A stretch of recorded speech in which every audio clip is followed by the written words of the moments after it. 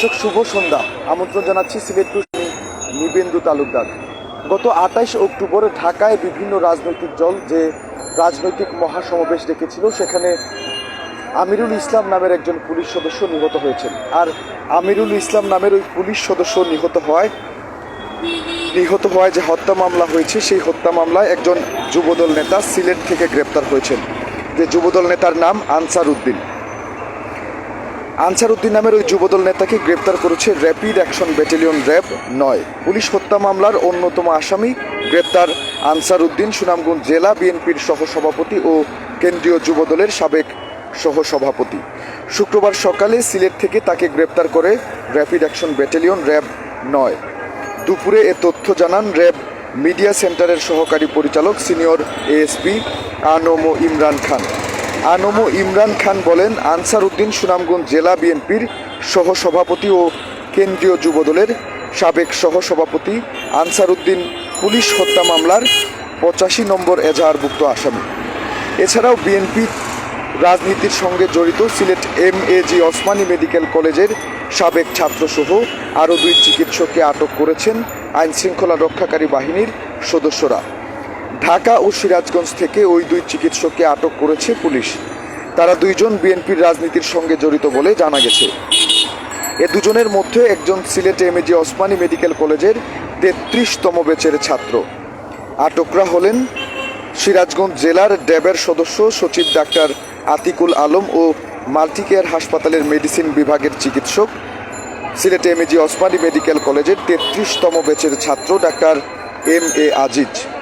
এদিকে বিভিন্ন দাবিতে বাংলাদেশ জাতীয়তাবাদী দল বিএনপি যে লাগাতার আন্দোলন করছে, দলটি বলছে ওইটি তাদের ডু অর ডাই আন্দোলন। দাবিগুলোর মধ্যে প্রধান হচ্ছে আওয়ামী লীগ সরকারের পতন। এই দাবিতে গত 28 অক্টোবর রাজধানী ঢাকার নয়াপল্টনে আয়োজিত মহাসমাবেশ শেষ করতে না পেরে পরদিন হরতালের ডাক দেয় বাংলাদেশ জাতীয়তাবাদী দল বিএনপি। পরে দেয় 31 অক্টোবর থেকে 2 নভেম্বর পর্যন্ত 3 দিনের টানা অবরোধের ডাক।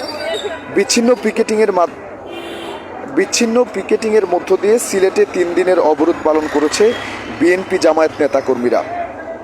তবে এই 3 দিন সিলেটে বিএনপি জামায়াতের 12 জন নেতাকর্মী আটকও হয়েছেন। সিলেট মেট্রোপলিটন পুলিশের উপকমিশনার আজবাহার আলী শেখ জানান, আইনশৃঙ্খলা বাহিনীর কঠোর অবস্থানের কারণে বিচ্ছিন্ন কিছু ঘটনা ছাড়া সিলেটে ওই 3 দিন কোনো বড় ধরনের ঘটনা ঘটেনি। অবরোধের নামে নাশকতার অভিযোগে গতকাল বৃহস্পতিবার 4 জনকে আটক করা হয়েছে। এর মধ্যে দক্ষিণ সুরমায় 1 জন, শাহপুরান এলাকায় 2 জন ও জালালাবাদ থানা এলাকায় 1 জন। এর আগে বুধবার বন্দরবাজার এলাকা থেকে 6 জনকে আটক করা হয়েছে। যে 6 জনকে আটক করা হয়েছে তারা বিএনপি, জামায়াত এবং ছাত্রলীগ যুবলীগের যে ত্রিমুখী সংঘর্ষ হয়েছিল, সেই সংঘর্ষে জড়িত বিএনপি নেতাকর্মী বলে দাবি করেছে পুলিশ। এর আগের দিন দক্ষিণ সুরমায় আটক করা হয় আরও 2 জনকে। তাদের সবার বিরুদ্ধে আইনগত ব্যবস্থা নেওয়া হয়েছে বলে জানিয়েছে পুলিশ। অবরোধের 3য় দিন গতকাল বৃহস্পতিবার সকালে দূরপাল্লার কোনো বাস চলাচল করেনি। তবে দুপুরের পর সিলেট থেকে ছেড়ে যায় এসব বাস, তবে সংখ্যাটা ছিল কম। আর সকাল থেকেই ব্যক্তিগত ছোটোখাটো যানবাহন চলছে নগর জুড়ে। নগরী ও আশেপাশে সিএনজি, অটোরিকশা সহ ছোটোখাটো যানবাহন চলাচল করেছে। বিকেলের দিকে অবরোধের উত্তাপ পুরোটা কমে গেলে সিলেট অনেকটা স্বাভাবিক পর্যায়ে চলে আসে। তবে সন্ধ্যার পরে সিলেট ঢাকা মহাসড়কের আরও বেশ কয়েকটি জায়গায় বিচ্ছিন্নভাবে চোরাগোপ্তা হামলা করেছেন বিএনপি জামায়াতের নেতাকর্মীরা এবং টায়ারে আগুন জ্বালিয়ে গাছের গুঁড়ি ফেলে রাস্তায় প্রতিবন্ধকতা সৃষ্টি করার চেষ্টা করেছেন।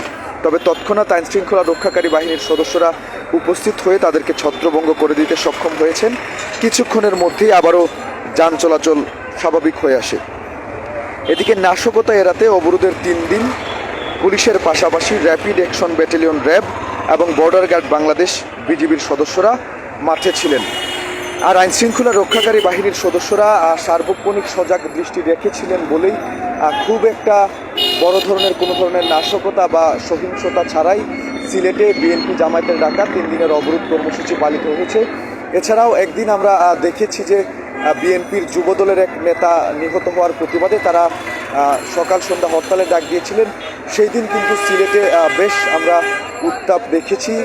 সিলেট নগরীর জিন্দাবাজারে এর আগের দিন তারা অবরোধ করেছেন এবং বিক্ষোভ মিছিল পালন করেছেন। পরের দিন আমরা সকাল থেকেই তাদেরকে রাজপথে অবস্থান নিয়ে বিভিন্ন ধরনের অবরোধ কর্মসূচি, মিছিল, মিটিং করতে দেখেছি।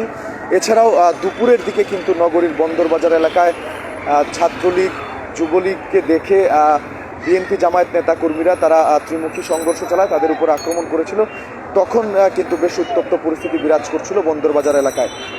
এইসব বিচ্ছিন্ন পিকেটিং এবং কিছু কিছু সহিংসতার মাধ্যমে দু একটি জায়গায় সহিংসতার মধ্য দিয়ে সিলেট জুড়ে পালিত হয়েছে বিএনপি জামায়াতের ডাকা 3 দিনের সর্বাত্মক অবরোধ এবং একদিনের সকাল সন্ধ্যা হরতাল।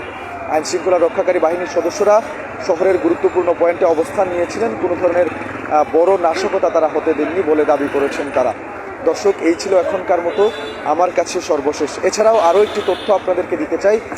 আগামীতে আরও কিন্তু 2 দিন, রবিবার এবং সোমবার নতুন করে অবরোধ কর্মসূচির ডাক দিয়েছে বিএনপি এবং একই সাথে কিন্তু ইসলামী আন্দোলন বাংলাদেশ তারাও আজকে ঢাকায় মহাসমাবেশ করেছে এবং সেই সমাবেশ থেকে 10 নভেম্বরের মধ্যে সরকারকে গদি ছাড়ার আলটিমেটাম দিয়েছেন তারা। দর্শক, এখনকার মতো এই ছিল আমার কাছে সর্বশেষ। এতক্ষণ আমাদের সাথে থাকার জন্য আপনাদের সবাইকে অসংখ্য ধন্যবাদ। সিলেট সহ পুরো দেশের সবশেষ তথ্য সবার আগে পেতে অবশ্যই সিলেট ভিউ ফেসবুক পেজের সাথে থাকুন।